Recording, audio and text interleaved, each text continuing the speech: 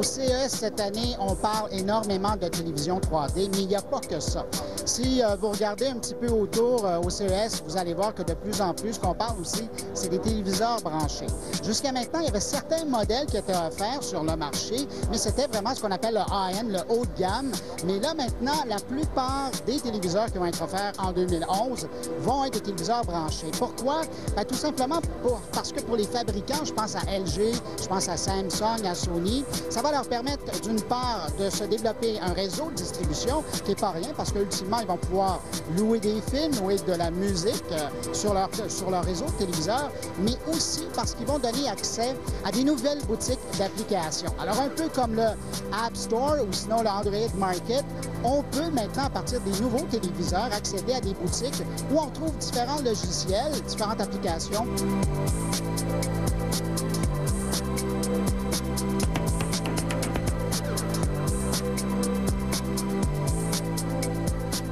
Et aussi des accès vers l'Internet. Alors, pour l'Internet, on parle de services comme Netflix, YouTube, Twitter, Facebook.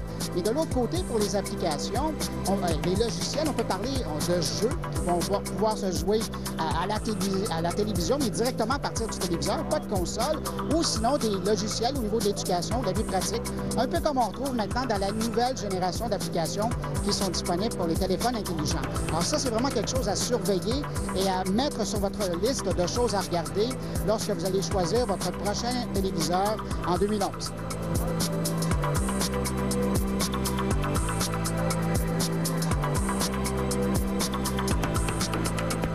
Le CES, ça a toujours été un endroit où les fabricants d'appareils ménagers étaient présents. D'ailleurs, le micro-ondes a été lancé au CES, c'est pas dire, il y a quand même un certain temps.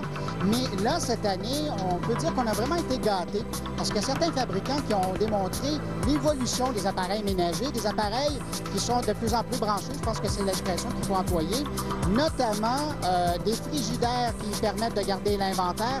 On en parlait, ça. Moi, je me souviens, il y a plusieurs années, on disait un jour, le réfrigérateur, va pouvoir garder l'inventaire et quand vous allez manquer de pain de lait, on va vous dire que le lait manque ou les crotons, peu importe. Alors là, maintenant, ce qu'on peut faire, c'est qu'il y a vraiment des réfrigérateurs qui ont ça.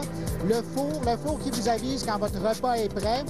Vous mettez de la lasagne, vous mettez du gâteau, vous mettez votre chronomètre et on va vous envoyer un message sur votre téléphone cellulaire pour vous dire que la cuisson est terminée.